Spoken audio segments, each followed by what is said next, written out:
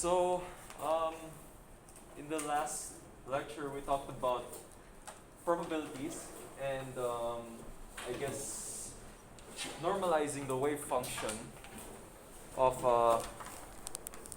someone if you treat someone as a particle. Okay, so this lecture we're talking about uncertainty and the Heisenberg Uncertainty Principle. This is a very important principle in quantum mechanics, and practically, whenever we're talking about particles themselves and people in general,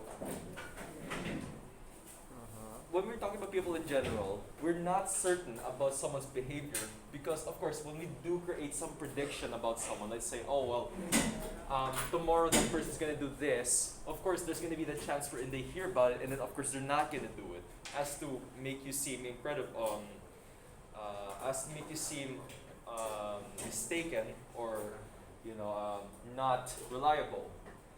So there is an uncertainty when we're trying to study the behavior of people, and likewise, this is why we're trying to integrate quantum mechanics and physics into this, because we study quantum objects like, I guess, elementary particles or light quanta in terms of probabilities, because we can never be fully certain about an object's whatever. When we know more about an object's momentum p, we know less and less, or we're less certain about its position. How do you say it? X. So when our certainty in p is great,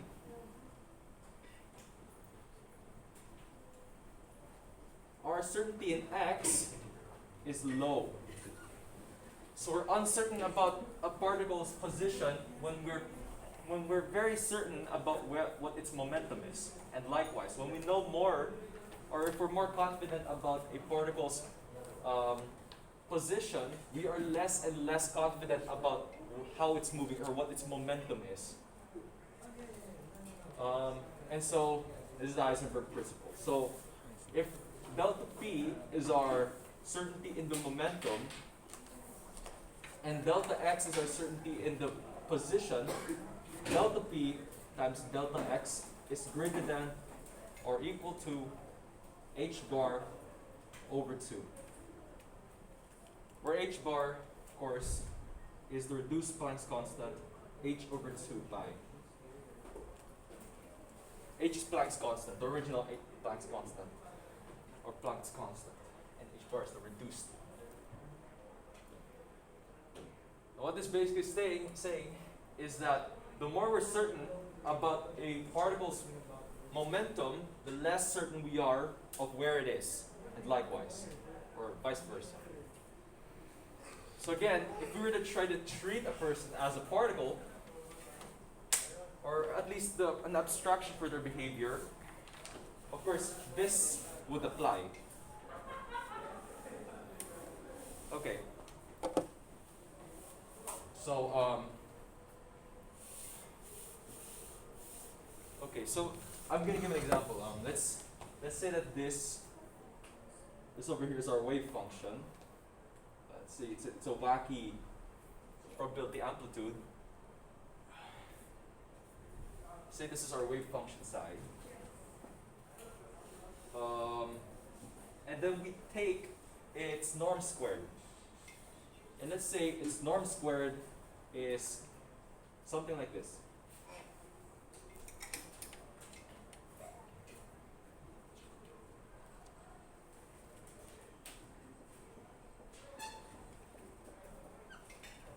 Of course, the norm squared is the wave function itself times its complex conjugate.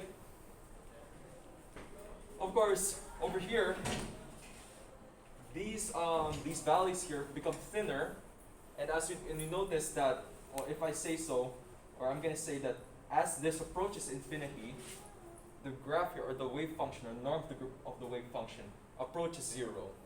Likewise, when you approach minus infinity, this should approach 0 too. And that's largely because we want it such that its integral from minus infinity to positive infinity equals 1.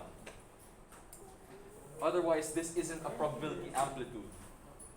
All probability amplitudes must equal, or all sums of constituents of a probability amplitude must equal 1, because we can only have 100%. There isn't a 101% and stuff, as I said. So we're certain. How certain are we about our position? What's our delta p or delta x? Well, of course, if our wave function here is describing the particle or the person's position, or rather their certain inclination or whatever, or behavior at these points,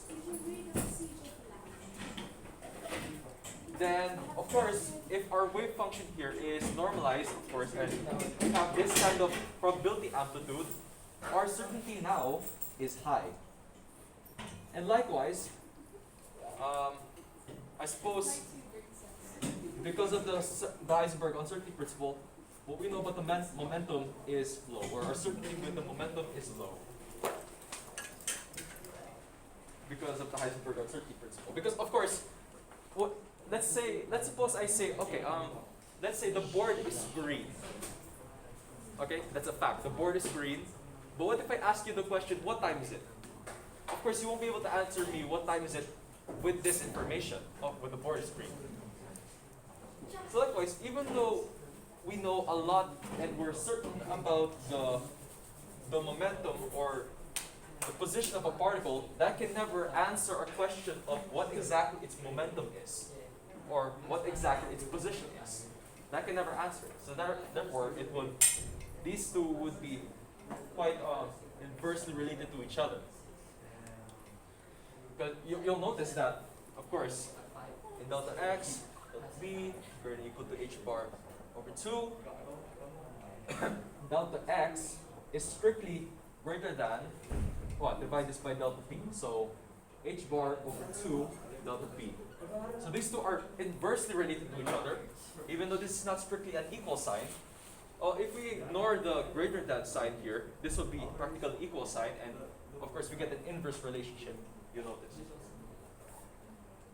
Now, suppose that this probability amplitude, or the square of this probability amplitude now is something that describes our momentum. Or, okay, let's put this into example, or into our study actually. So suppose that this wave function is the wave function of a gender fluid person.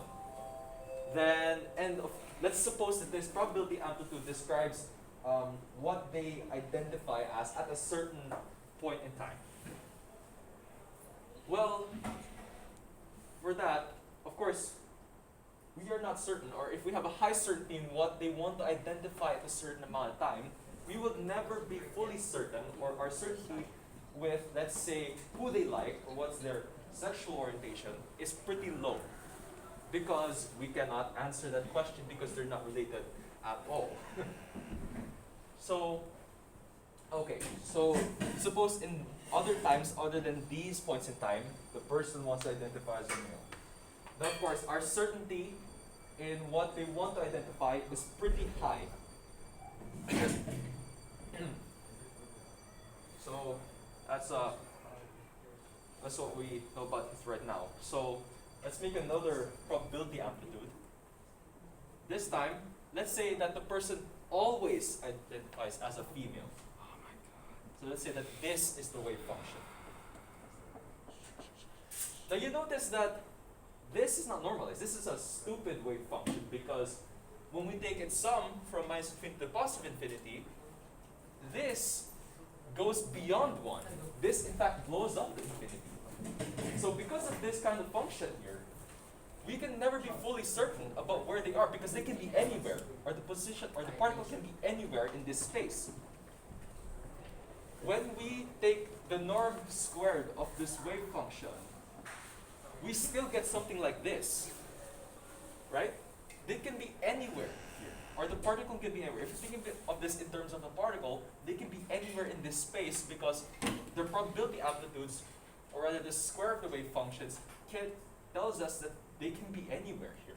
That where they possibly can be is the entire plane from minus infinity to positive infinity. So this breaks our principle, that minus infinity, plus infinity of the antiderivative, of course, of r, the norm of our wave function squared is 1. This violates this.